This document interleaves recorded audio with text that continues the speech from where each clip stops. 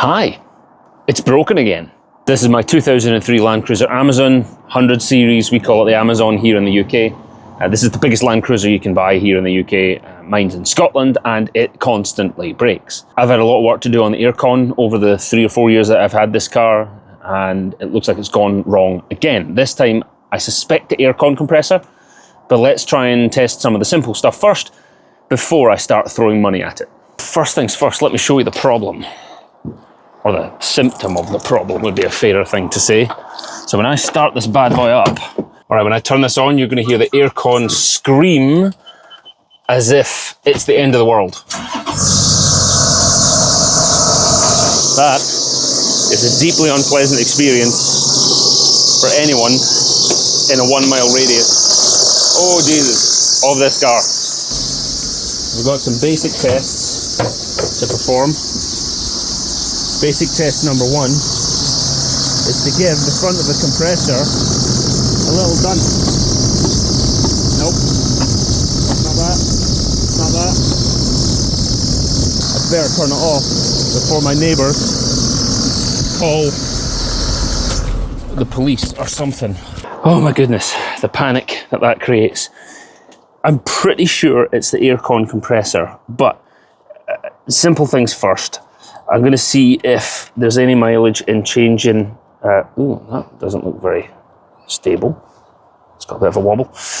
It's probably this aircon compressor, but this bolt, this bearing, it's an idler bearing, and it's pretty terrible. I replaced it with a Cavo part that was about £40. So there's a genuine Toyota one.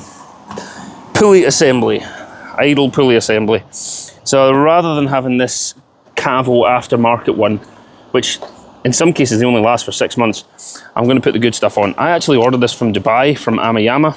Rather than paying £150 for it, I think I paid like 40 quid. Hang on, let me just get this open the hard way. So there is a possibility that this idler bearing has failed already. So I'm going to put the genuine Toyota one on, just in case that's it, because that is a cheap fix. And this one was starting to rattle and wobble anyway, after just a year of being on. So let me swap that and see if it makes any difference. Yeah, that bearing's fine, so it's not going to be that. I'll put the new one on anyhow. Genuine Toyota one comes with the new shaft as well, rather than just the idler and the bearing. So I'm going to wind this all the way down and replace the shaft as well, since I've got one here. Well, there's a problem. That is bent AF, and so now I can't get it off the bottom there.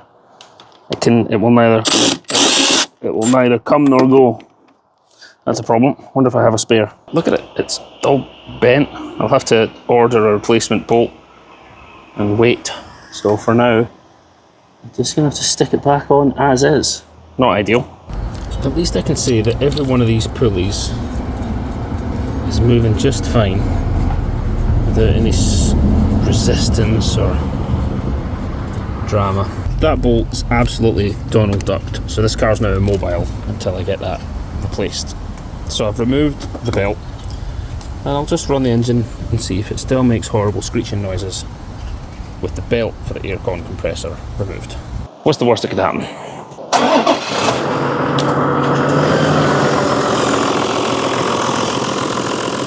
Everything feels absolutely fine, so I can only assume it's something that happens once the clutch engages for the aircon compressor. That's when it starts to protest. I do realise I have told one absolutely barefaced lie. This is not immobile at all. The crank is still spinning, but it's not connected to the aircon compressor anymore. It's not connected to that viscous coupler for the power heater.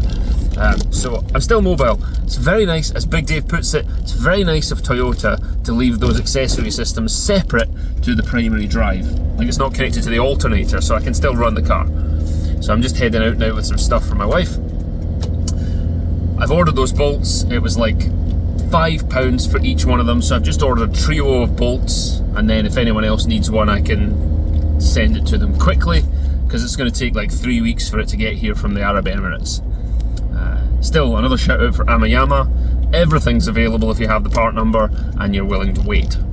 Right, I'll come back in a couple of weeks once I've ordered that bolt.